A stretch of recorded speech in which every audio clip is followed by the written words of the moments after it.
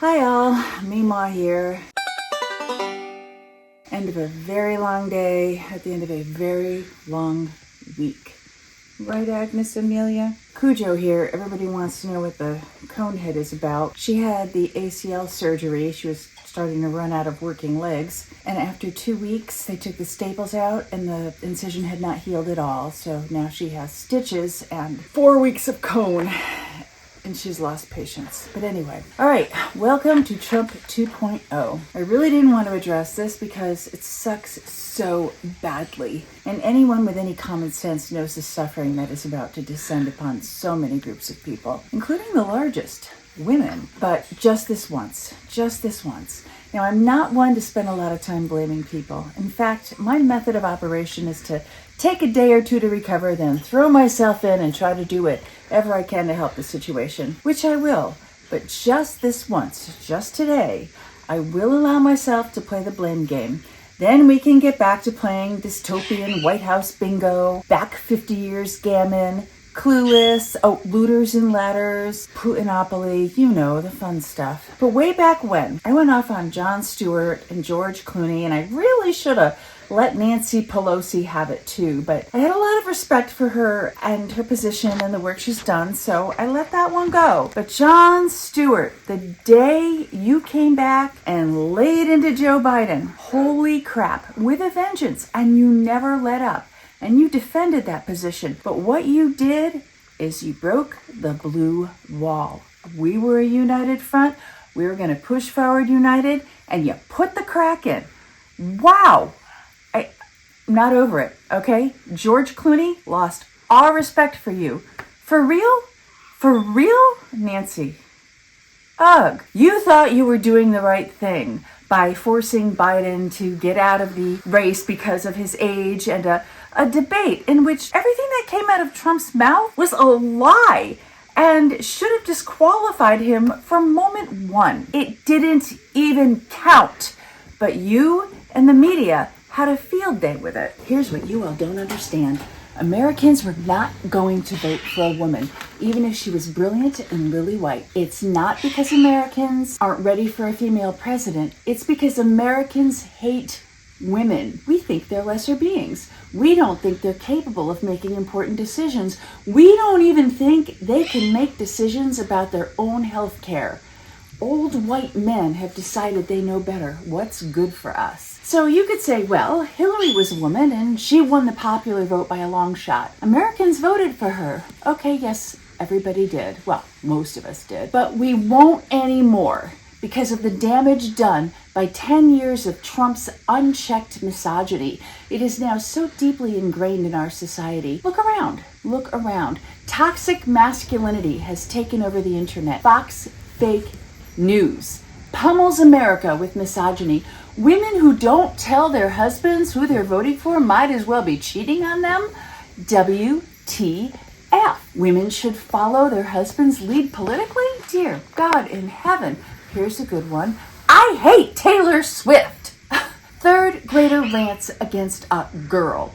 Every name he has called the women who have accused him of sexual assault. America, on some level, bought into it. They couldn't help it because it was shoved down our throats night and day. We are not the same people we were 8 to 10 years ago.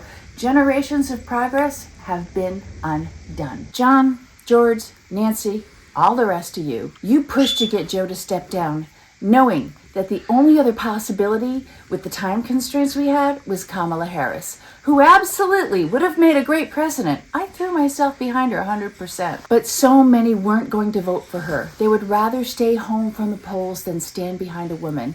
You all live in your ivory towers surrounded by idealism and high-mindedness. You see things as you think they should be, not as they are.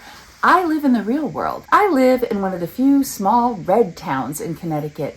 And worse, I have a farm animal rescue, and I'm vegan, and I have a big liberal mouth, and a small YouTube channel. How suspicious do you think people are of me?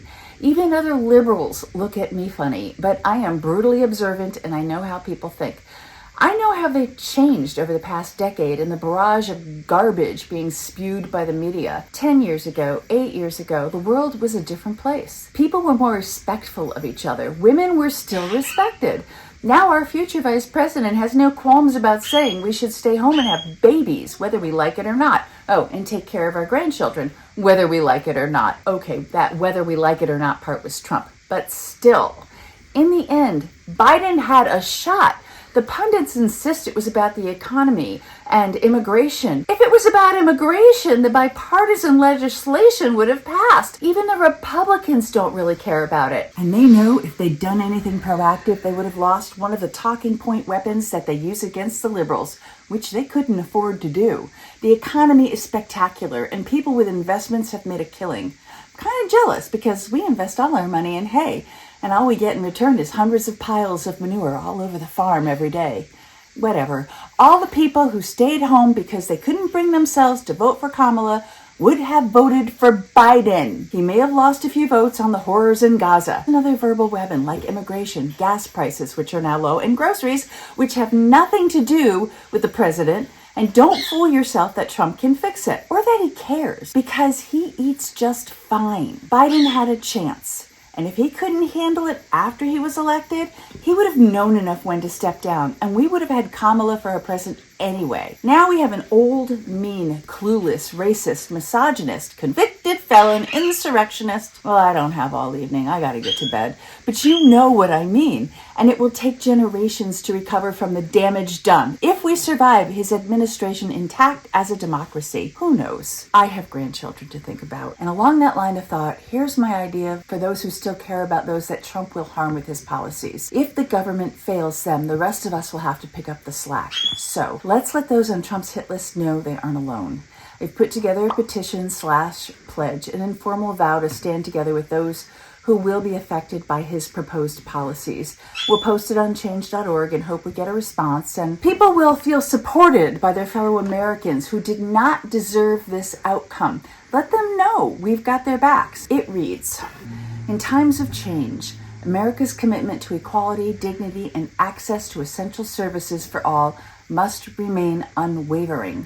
We, the undersigned citizens of the United States, as well as other sympathetic regions and countries, recognize that evolving policies can impact individuals and communities differently, often creating uncertainties or challenges for marginalized or underserved groups. Recent events in our nation are likely to leave many groups vulnerable. As individuals and as members of our still free nation, we pledge to, first, stand by vulnerable communities. We commit to supporting women, immigrants, LGBTQ+ individuals, low-income families, and all others who may be impacted by change in healthcare, employment, education, or civil rights protections. Also, provide assistance and resources. We pledge to volunteer our time, expertise, and resources to help those facing barriers in accessing services or navigating policy changes. Also, advocate for dignity and fairness. We will speak out for policies that respect individual freedoms, promote equality, and protect essential rights for all people, regardless of their background or identity. Also, build a network of care. We will foster communities where people feel safe, supported, and valued. Our collective support will ensure that no one faces these challenges alone. In signing this petition, we affirm our commitment to standing in solidarity with all affected communities and to upholding principles of compassion, justice, and inclusivity. And we will see how this plays out. We cannot just sit back and watch. This is too important. Our children, our grandchildren, the entire future of our nation is at stake because we just put a very bad person in office. All right. Thank you for listening. Sincerely, Meemaw.